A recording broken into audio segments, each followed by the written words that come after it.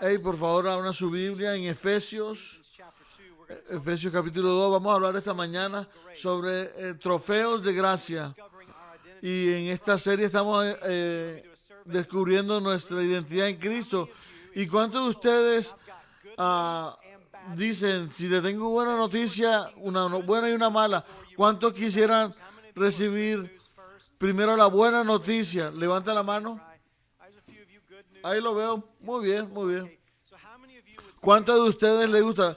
Y dirían, dame la mala noticia primero. Muy bien. Toda la mañana ha sido, la mayoría le ha dicho, la mala noticia primero.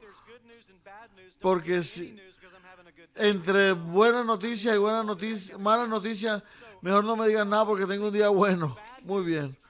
Claro, nosotros tenemos que escuchar las malas noticias primero porque estamos esperando que las buenas noticias sean mejor, las malas noticias sean mejor que las buenas, ¿verdad?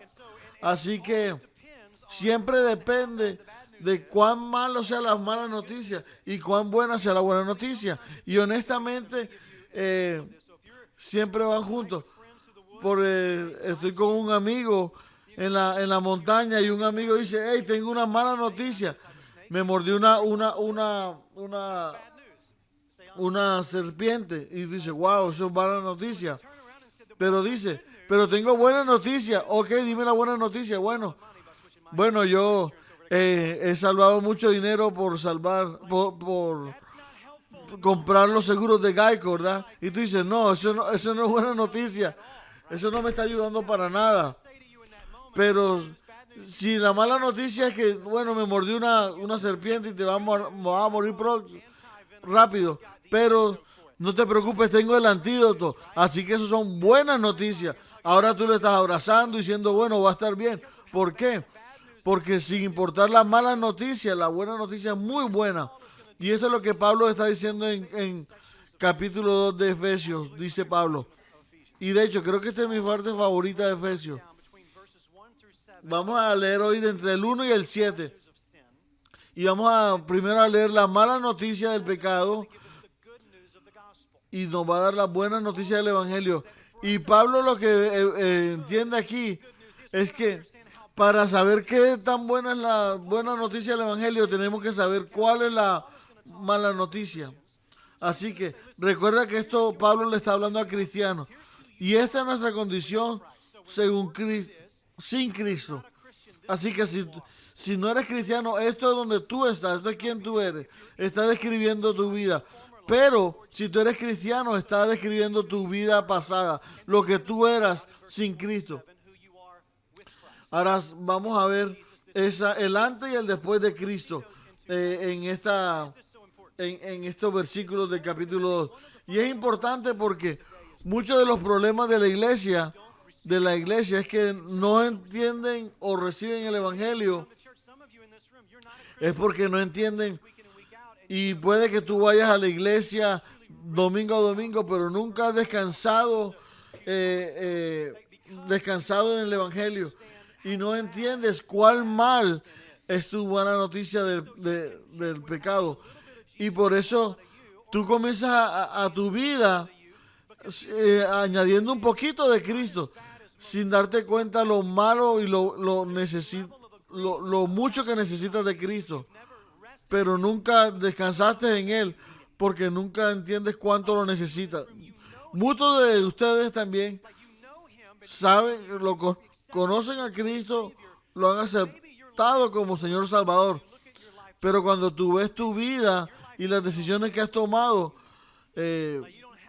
tú no tienes una vida tan difícil, no has tenido, a los 14 fui salvo y nunca he hecho unas malas decisiones desde antes.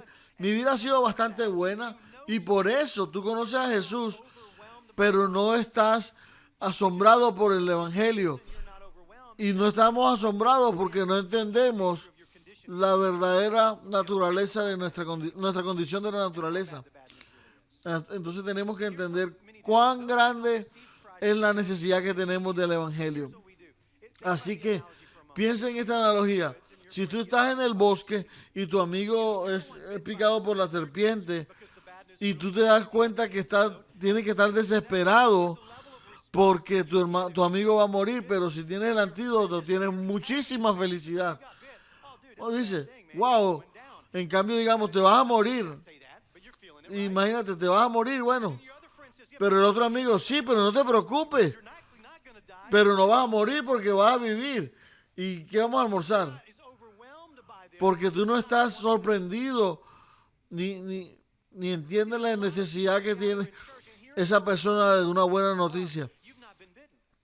Y muchas veces el enemigo lo que está diciendo es, sabes que no te ha mordido, tú no estás tan malo. Y aquí el Pablo nos está diciendo que el pecado nos ha mordido como una serpiente a cada uno de nosotros y a cada uno de nosotros nos va a destruir.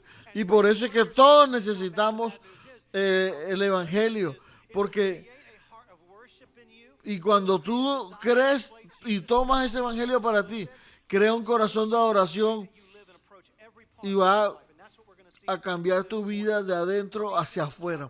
Por eso vamos a Efesios capítulo 2 y vamos a ver la vida sin Cristo. Y si estás ahí, la Biblia es verdad. Mira lo que dice: en otro tiempo ustedes estaban muertos en sus transgresiones y pecados, en los cuales andaban conforme a los poderes de este mundo. Se conducían,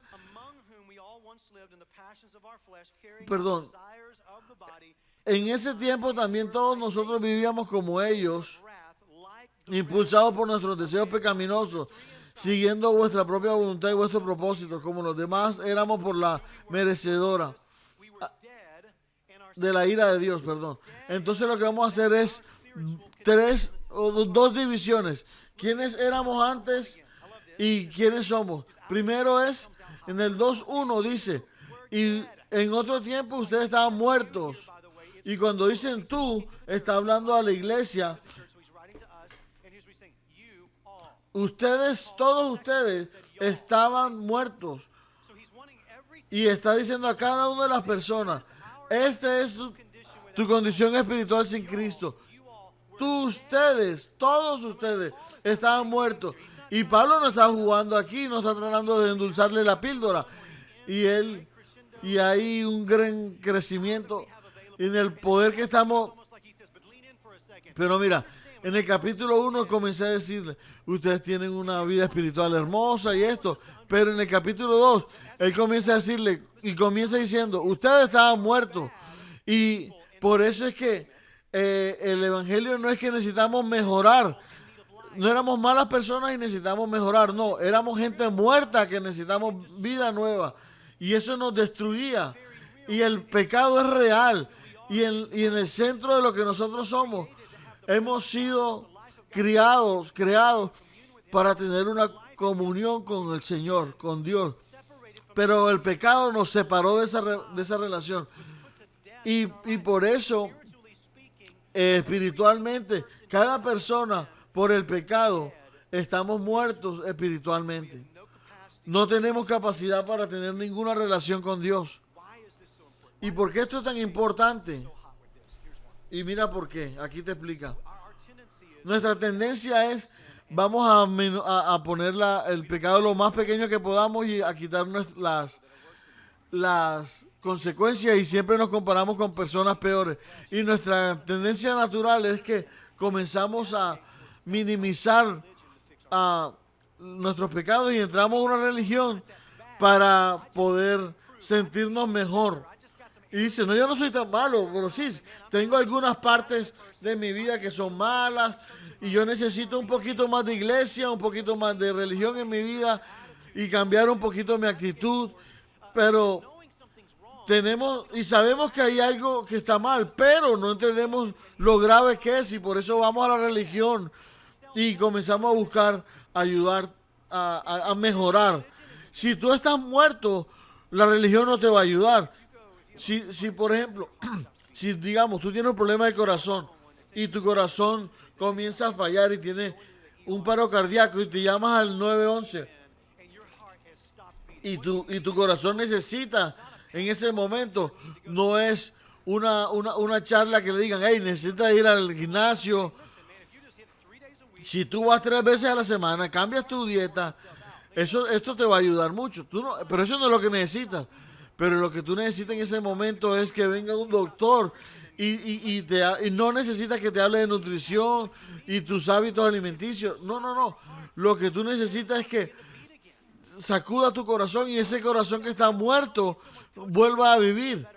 Y él no necesita una mejor versión de ti. Lo que tú necesitas es que esa parte muerta de tu vida, que es el corazón, reviva. Y por eso que Pablo quiere que entendamos primeramente nuestro pecado no te hace malo, te hace muerto. Y eso es lo que estamos, y eso es lo que somos en Cristo. El punto número dos es, y tú dices, bueno, el primero era malo, pero el segundo no, se pone peor. Y mira lo que dice, lo que éramos es que estábamos bajo el poder de Satanás y el pecado.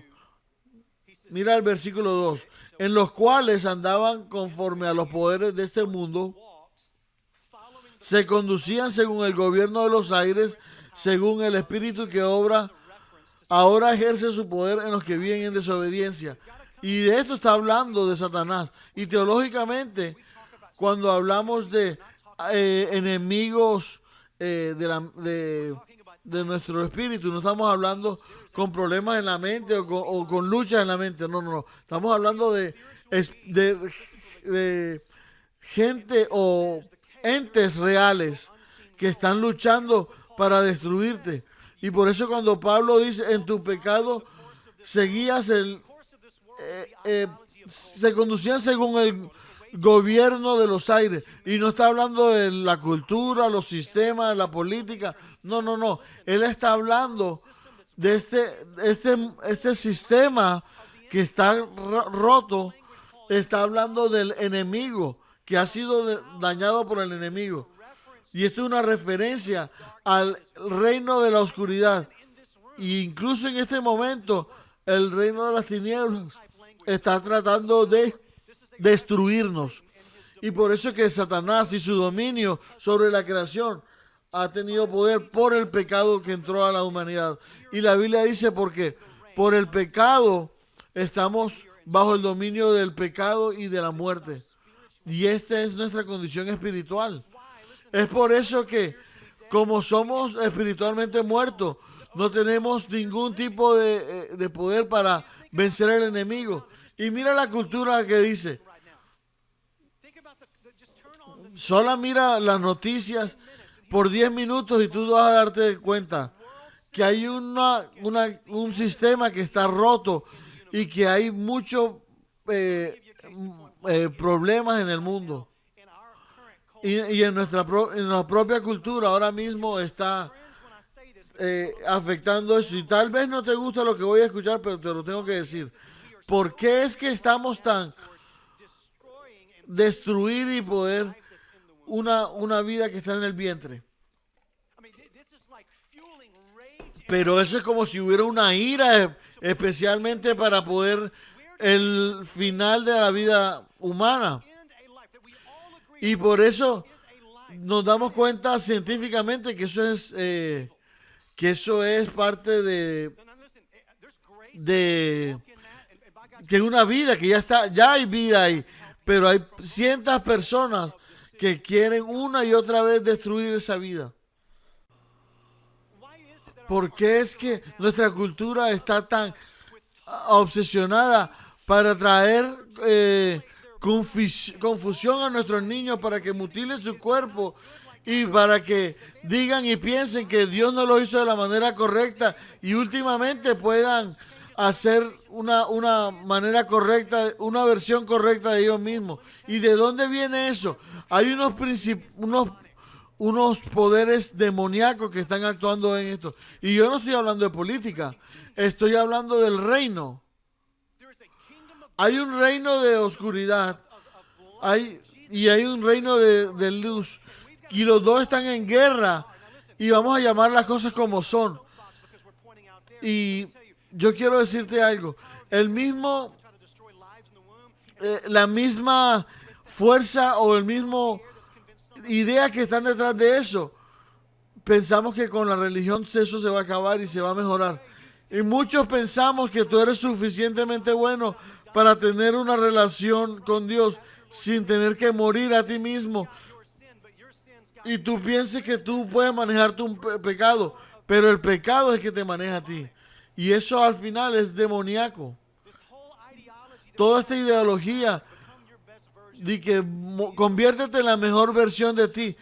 Y si tú quieres ir a la iglesia, ve a la iglesia. Si quieres buscar a Cristo, busca a Cristo. Pero eso es demoníaco, es una idea demoníaca.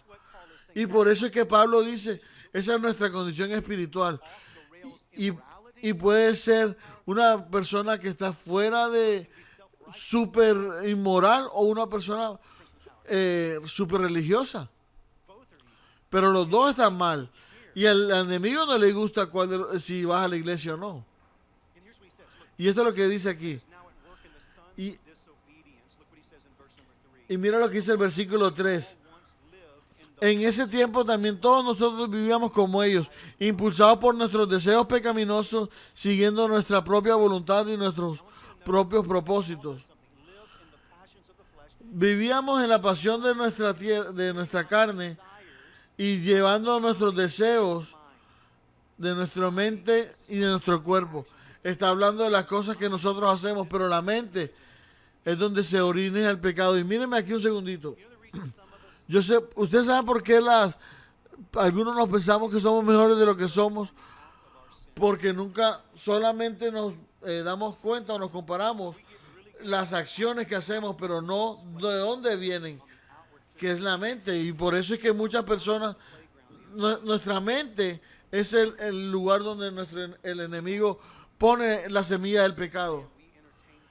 Pero muchas veces entretenemos y mantenemos esos pecados sin tocar en nuestra mente. Y puede que no lo hagamos, pero dice, están muertos en pecado, estamos bajo el dominio de Satanás y el pecado. Y por último, somos objetos de la ira de Dios. Somos objetos de la ira de Dios. Y aquí vamos de malo a peor. Mira lo que dice en el versículo en el 3, y como éramos por naturaleza merecedores de la ira de Dios.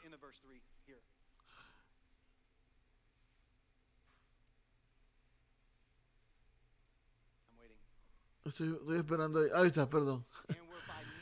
Y por naturaleza, como los demás éramos por naturaleza merecedores de la ira de Dios. O sea que nacimos en esta condición. Nacimos experimentalmente muertos bajo el dominio de Satanás y el pecado. El pecado no es algo que algunos tenemos o algunos otros no tenemos. No, todos nacimos con eso. Y eso significa que nosotros nacimos con una tendencia a ir en contra de Cristo, de Dios. Y así es que nacemos. Es por uno dice, ¿ustedes creen realmente que nacimos con pecado y nacimos de esa manera? Y yo digo, solamente la gente que no entiende esa doctrina son los que no tienen hijos. Y yo estoy hablando en serio. Si tú alguna vez has tenido un niño y tú dices, sí, es verdad, ellos nacieron con pecado. Cada vez que tú están escuchando y que los terribles dos, no, es solamente terrible, no a los dos, a los tres, a las cuatro. Desde el momento que ellos comienzan a tener personalidad, tú dices, oh, ahí está el pecado en ellos. No una, pero muchas veces. Y tú nunca vas a decirle a un niño, hey, mira, va a haber un momento aquí en el día de hoy que van a jugar con unos juguetes y yo quiero que repitas, mío. Nunca hemos dicho eso. Y si no te lo da, le golpeas al niño y le pegas y le quitas el juguete. No le tenemos que enseñar eso. Y eso viene ya de manera natural. Y uno desde que es chiquitico, no diga esas palabras, comparte, no seas malo. Pero de todas formas, ¿qué sale de su corazón? Es la naturaleza pecaminosa. Y como todos hemos pecado, hemos caído de la gloria de Dios. Y no somos los recipientes de la ira de Dios. Y eso significa que la justicia de Dios va a darnos el juicio por nuestro mal comportamiento, por nuestro pecado. Así que su ira es derramada por cualquiera que peque. Pero es que eso no es justo, esa es la justicia. Y tú crees que es justo que Dios, sabiendo lo que hiciste la semana pasada, tú estés vivo hoy. Y por eso es que la gente dice, ¿cómo un Dios bueno manda gente buena al infierno? Pero es que no hay gente buena, todos somos rotos, todos somos, merecemos la ira de Dios. Y escucha, y ya sea que tu vida sea súper inmoral o que sea súper religiosa, todos necesitamos a Cristo.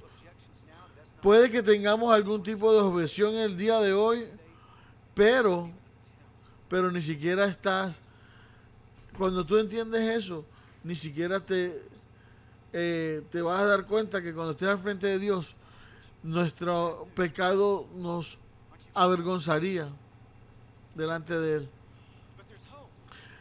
Y es como la idea, ya fuiste mordido por la culebra, por la serpiente, pero espérate, ahí hay esperanza. Pero esto es una de las palabras más hermosas que hay en toda la Biblia. Versículo 4. Pero Dios, estas son de las dos palabras más hermosas que se han puesto en español y que dan tanta esperanza y tanta alegría. Estaba estaba en el objetivo de la ira de Dios, pero todo cambió cuando Él llegó.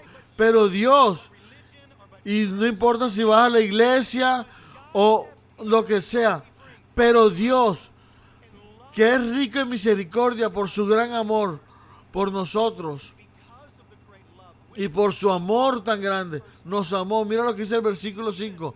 Nos dio vida con Cristo, aun cuando estábamos muertos en pecado. Por gracia ustedes han sido salvos. ¿Sabe lo que está diciendo Pablo aquí? No es que nosotros no podamos hacerlo. Y no, vamos a tener un poquitico de Cristo, de esto. No. Yo traigo, cuando estamos muertos en pecado, estamos muertos por el pecado, bajo el poder del pecado y de la muerte. Vino Jesús, hizo Cristo lo que nosotros no podíamos hacer por nosotros mismos. Y por eso es que Pablo dice de una manera pero por gracia hemos sido salvos. Ha sido todo por gracia. Me encanta cómo dice la palabra Pablo, dices, ¿tú has sido salvo? Nos preguntamos a veces. No sé, nunca me he estado ahogando, no sé. Pero ¿qué significa? ¿Salvado de qué? He sido rescatado. Y esta es la palabra que Pablo utiliza, porque esto es lo que necesitamos realmente. No necesitamos un consejo, necesitamos que nos rescaten. No necesitamos una mejoría en nuestra vida. Necesitamos una vida nueva, necesitamos una vida de resurrección. Cuando yo estaba en la universidad, cuando alguien se estaba ahogando, tú dices, cuando tú te estás ahogando, tú no necesitas que el salvavidas te dé unas lecciones de nadar. No, ay, ya sabes, nada, mueve las manos y las piernas así. No. El salvavidas no te va a comenzar a dar consejos. Él se va a lanzar en el agua y te va a sacar de esa muerte segura que estás ahí. Y así es Jesús. Y Él no nos manda un salvavidas. Él se envió a sí mismo. Y imagínate lo que nosotros éramos sin Dios. Estábamos muertos por naturaleza. Pero Cristo vino por nosotros, vino a este mundo y se puso ahí y nos rescató. Y recibió el pago de la muerte. Y Él recibió toda la ira de Dios. Y toda la ira de Dios que nosotros merecíamos, la recibió Jesús. Y por eso es que en el monte de Getsemaní dijo, Padre, si puedes pasar esta copa de mí. Y más de la gran mayoría de eruditos piensa que se refiere a la copa de la ira de Dios. Y Él dice, pero no se haga mi voluntad, más se haga la tuya. Y Dios dio todo, y Cristo dio toda su sangre en la cruz por nosotros. ya hemos sido salvos y estabas muerto en tus pecados y estabas como esclavo del pecado y la muerte, pero Dios, siendo rico en misericordia y aún siendo pecadores, murió por nosotros para que nosotros podamos tener vida y ese tipo de amor que no merecemos. Escuché una historia la semana pasada, una familia que tenía 2 hijos de 6, 7 años y comenzó esa niña a sentirse, a enfermarse y se dieron cuenta que lo que necesitaba era una transfusión de sangre y se dieron cuenta que el hermano tenía el mismo tipo de sangre y le dice, yo sé que tú estás enferma y lo que necesitamos es nueva sangre y nos dimos cuenta que tu sangre era compatible y él dijo, lo que necesite yo voy y la ayudo. Entonces la pusieron a los 2 hermanos y comenzaron a hablarse y la comenzó a darle un beso y dice perdón y se va a la cama y mientras los doctores están viendo esta escena, dice, ¿qué pasa? ¿Y cuánto tiempo tengo yo? Dice el hermano. ¿Y cómo así? Le estoy dándole mi sangre a mi hermana, ¿cuánto tiempo yo me queda? Sí, es lo mismo que cuando yo la escuché se me salió una lagrimilla y el niño pensó que cuando le dieron la sangre a su hija era que la sangre a su hermana le iba a costar su vida. Pero ¿qué tipo de amor es ese? Él pensó que le iba a dar toda su vida y que se iba a morir, pero simplemente era que le iba a dar un poco de sangre. Y yo digo, pero qué, si ese amor es hermoso, imagínate el amor que mostró Dios, que Dios la vida de su hijo y no sus amigos, sino sus enemigos. Pero Dios demostró su amor, que siendo pecadores, aún Cristo murió por nosotros. Y si tú puedes alcanzar al mundo, yo voy a dar mi vida por ellos. Y tal vez tú le puedes dar la vida por un amigo, pero por un enemigo. Pero eso fue lo que Dios hizo. Y esas son las buenas noticias del Evangelio. Y esto cómo nos transforma la vida. Y mira lo que hace aquí Pablo. Y nos va a mostrar un contraste entre esto era lo que tú eres y esto es lo que Dios hizo y ahora lo que tú eres ahora. Y la buena noticia del Evangelio ha traído reversa a todo esto. Mira lo que dice el versículo 5, la segunda parte dice, cuando estábamos muertos en nuestros pecados, nos hizo resucitar por Cristo y nos hizo sentar con Él en regiones celestiales para mostrar en los tiempos venideros la incomparable riqueza de su gracia que por su bondad derramó sobre nosotros en Cristo Jesús. Y aquí hay 3 detalles o 3 ideas de lo que somos ahora gracias al Evangelio. Ahora nos hizo vivir en Cristo. Así que ahora Él cancela de que estábamos muertos en nuestros pecados. Mira lo que lo dice el versículo 5. Aun cuando estábamos muertos en nuestros pecados, nos ha dado vida en Cristo.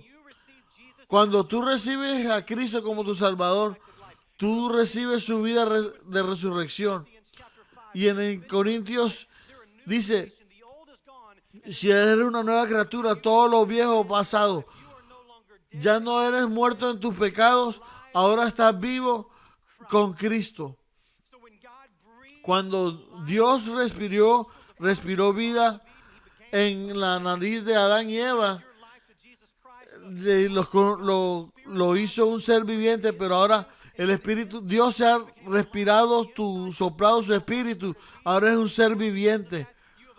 Y ahora tienes la capacidad de tener una relación con Dios porque tus pecados han sido perdonados y tienes una nueva en Cristo. Eso es lo que somos nosotros. Y muchas veces olvidamos esto. Y el punto número 2, no solamente que hemos sido hechos nuevos, pero también nos han resucitado para vivir en una libertad sobre Satanás y el pecado. Mira lo que dice el versículo 6. Y en unión con Cristo Dios nos resucitó y nos hizo sentar con Él en las regiones celestiales.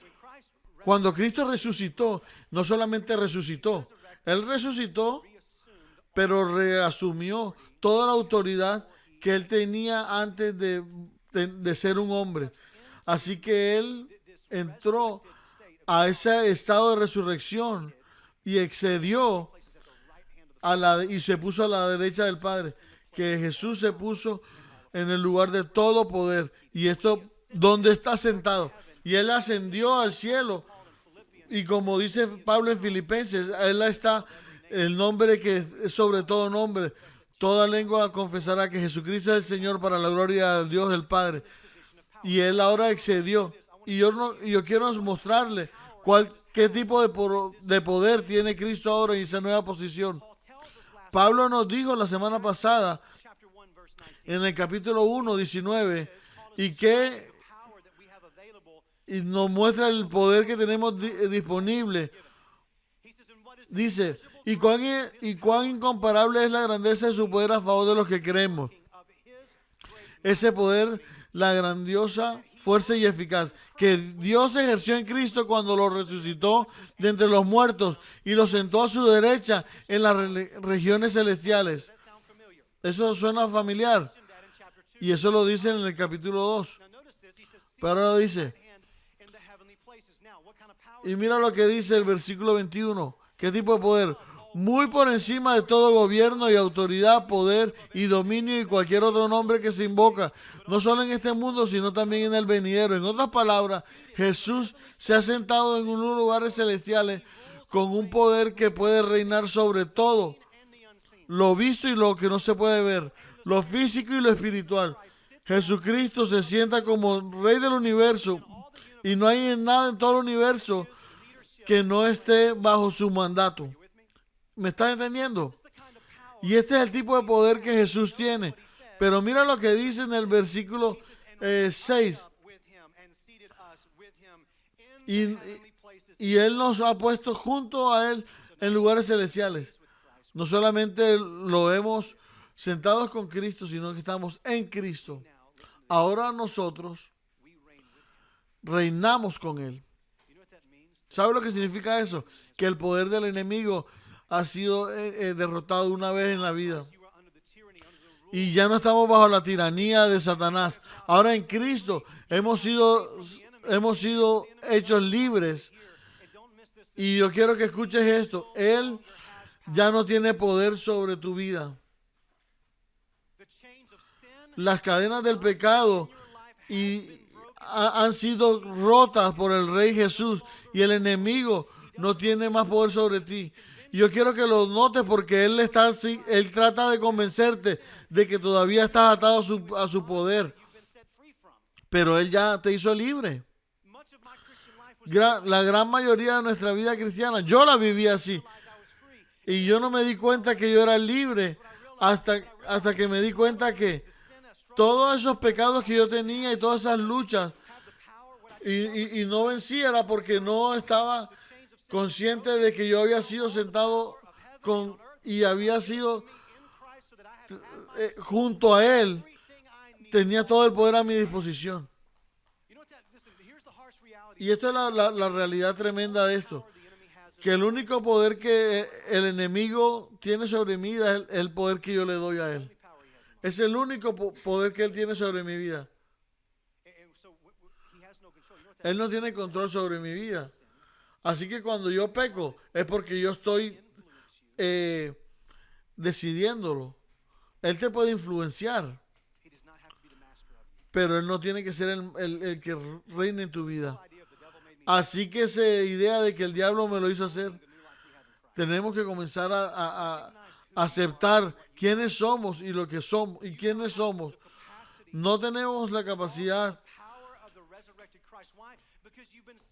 porque hemos sido sentados posicionalmente. Estamos con Cristo sentados ahí. Y toda la realidad y todo el poder que Él tiene, nosotros tenemos a nuestra disposición para que podamos vivir una vida de victoria. Y es la última cosa que el enemigo quiere que Él sepa, de que ya no tiene poder sobre tu vida. Yo quiero que veas un par de palabras en este texto. Pero mira el versículo 5. Pero Dios nos dio una vida con Cristo. Estamos en Él. Esas tres palabras, lo vamos a utilizar estas frases. Vida con Él, resucitado con Él, sentado con Él. Lo que Pablo está diciendo, vivos, resucitados y sentados. Y lo que está haciendo es, que nosotros decimos es con. La idea es,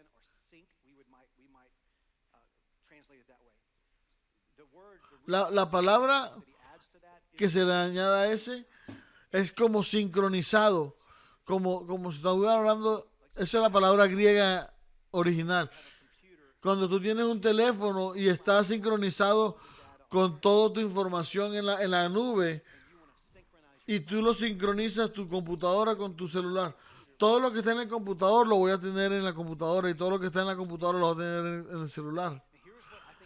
Y esto es lo que esta es la imagen que él tiene. Ya que hemos sido sincronizados con Cristo en su resurrección, la resurrección de Cristo, ahora tenemos acceso a esa vida. Y Dios está en esa posición. Y con Jesús en esa posición, podemos sentir y experimentar todo lo que Él tiene. Y ya tenemos acceso. Ahora, todo el poder que Jesús tiene, porque tú te has sentado conmigo. Y del mismo poder que Dios tiene, tú lo tienes. Tú no tienes que vivir una vida derrotada. Tú has sido levantado para victoria. Y de que el Hijo de libertad será verdaderamente libre. Y esto es lo que Cristo ha hecho. Ya no somos esclavos. Tú has sido hecho libre. Y tenemos el poder de Dios a nuestra disposición. Y aquí viene el número 3. ¿Quiénes somos? Somos trofeos de su gracia. Su trofeo de gracia. Y este es el título del mensaje. Y esto es hermoso, el versículo 7. Y si lo puedes, para mostrar, y esas son las palabras importantes, para mostrar, pero Dios fue la primera. Nosotros estábamos muertos en nuestros pecados, pero Dios intervino. ¿Y para qué Dios intervino? Y este es el propósito, el versículo 7. Para mostrar en tiempos venideros la incomparable riqueza de su gracia, que por su bondad derramó sobre nosotros Cristo Jesús. Y Pablo lo que nos está diciendo aquí es que, ¿para qué intervino? ¿Para qué hizo esto? Hizo toda esta obra de gracia para 1000 años después de lo que pasó, 10,000 años después de esto, 10 millones de años después de esto, 10 millones de años después de esto, va a haber una declaración que fue hecho para toda la eternidad. El cielo va a ser lleno con esta canción. Y esta es la canción del perdón, la canción de la gracia, la canción de la misericordia. Y por toda la eternidad, nunca nos vamos a cansar del Evangelio. Y tal vez de este lado del Evangelio, de la eternidad, nos vamos a cansar. Pero después de la eternidad, van a haber 10,000 años que pasen. Y tú vas a decir, wow, este es el tipo de gracia y misericordia que Dios trajo. Miran estos santos que están aquí y están honrándolo y adorándolo. Y ellos estaban muertos, pero ahora están vivos. Ellos eran esclavos del pecado, pero ahora están libres para adorar. Y ellos estaban recipientes de la ira de Dios, pero ahora ellos sido liberados. Y por eso es que Pablo está diciendo, nosotros mostraremos la gracia de Dios. ¿Y cómo nosotros vamos a conocer esa gracia que Dios nos ha dado? ¿Cómo podemos envolver nuestra mente en estas cosas eternas? Pero lo que muestra este tipo de gracia somos tú y yo. Somos trofeos de su gracia. Y nosotros mostramos la grandeza de Dios.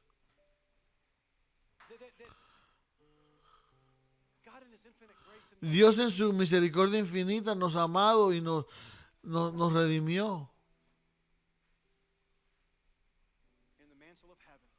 Y en el cielo, si alguna pregunta se ha hecho, tú vas a preguntar, ¿cuánta gracia Dios tiene? Y Él nos va a señalar a nosotros. Esta es la gracia que yo tengo. Ninguno de estos merecía esto. De ellos merecía esto. Pero ese es quién soy yo. Y por siempre seremos los trofeos de la gracia y del amor de Dios. Y por eso es que Juan decía, qué tipo de mira qué amor nos ha dado el Padre al hacernos hijos de Dios. Y eso es lo que nosotros somos. Tal vez en los 2000 yo fui capellán de un equipo de fútbol que llegamos a ser campeones nacionales. Y pude estar con ellos siempre. Y cuando ya terminé mi tarea, ellos me dieron un balón puesto en una caja de cristal con todas las firmas de los jugadores. Yo lo tengo ahí en mi oficina, en mi casa, y lo veo. Y el balón, que es un trofeo que nos muestra el trofeo que fuimos campeones. Y cada vez que lo veo, yo lo veo y comienzo a pensar en esos partidos que ganamos, en momentos cuando pensamos que no íbamos a llegar, y lo saco del cristal y comienzo a ver esos nombres firmados y comienzo a pensar en esos muchachos, y muchos de ellos están en la NFL el día de hoy. Y cuando miro eso y hay algo que nunca he hecho, veo ese balón y digo, wow, mira qué balón tan impresionante. Ni una vez lo he pensado. Wow, mira, es como marrón y tiene unos lazos y es de cuero. ¡Qué tremendo! No. Yo nunca he hecho eso. ¿Por qué? Porque los trofeos no están hechos para recibir la gloria. Los trofeos son para mostrar la gloria. Así que cuando yo veo esa pelota, yo no me asombro por la pelota. Yo me asombro por lo que esa pelota represente. ¡Wow! ¡Qué tremendo equipo! ¡Qué tiempo tan hermoso! Y nunca me pierdo mirando en la pelota, sino en la que la pelota representa. Porque un trofeo nunca fue creado para recibir la gloria, sino para lo que representa. Él nos recibe la gloria, el trofeo da gloria. Y eso es lo que nosotros somos reflejos de su gloria. Y no es para que digamos, wow, mira qué asombroso es Carlos, Todd o Dania. No. Estamos aquí para decir, qué tremendo es Dios. Y por eso es que nosotros nunca vamos a superar esto. Este es nuestro propósito en la vida.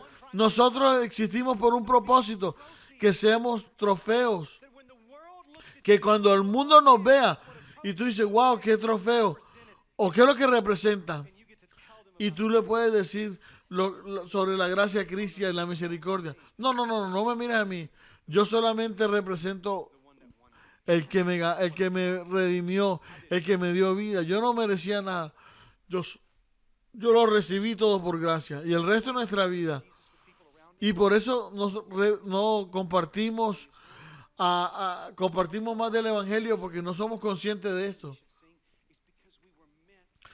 Y nosotros por eso hacemos lo que hacemos.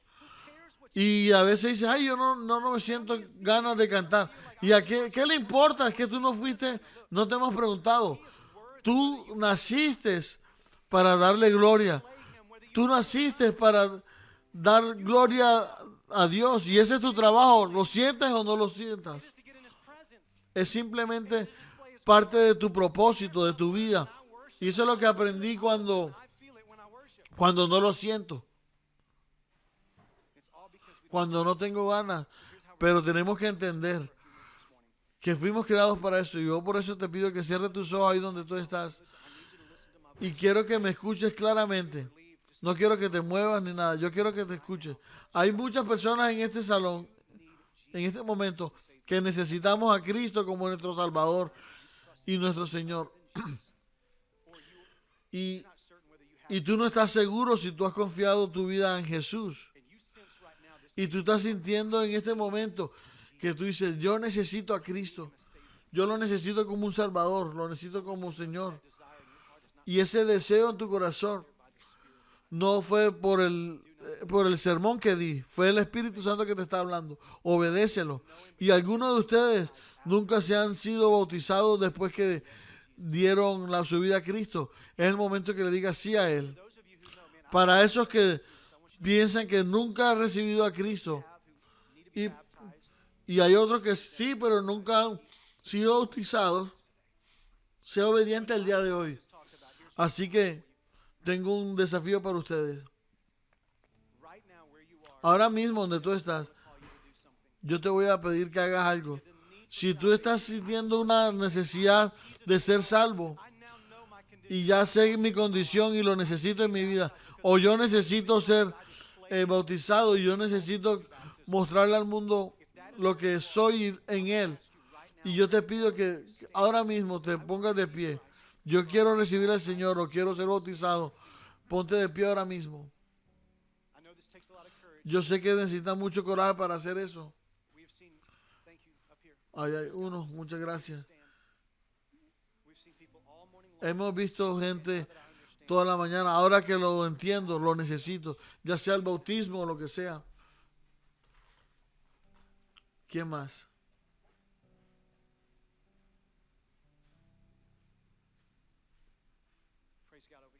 Dios te bendiga acá de este lado. Yo te voy a pedir que a las personas del staff que están aquí cerca, que se acercan y van a estar cerca de ti,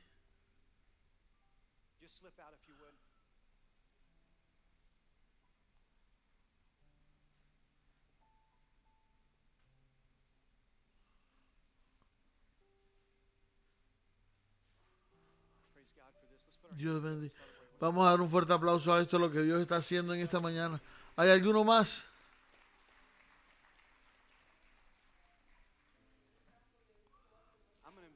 Yo te voy a invitar de que por favor te pongas de pie.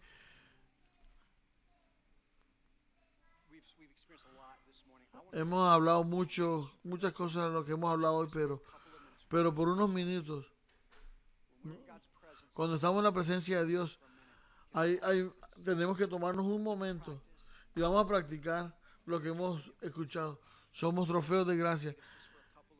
Y yo quiero que, si tú necesitas oración por algo en especial, pero el llamado principal es que lo adores. Piensa en donde tú estás y te pienses en lo que tú eres. Y si eso no es una razón para esto, para lavar tus manos, para levantar tus manos y adorarlo, yo no sé si hay alguna razón entonces. Vamos a dejar todo y dejar que Dios se mueva en nuestras vidas.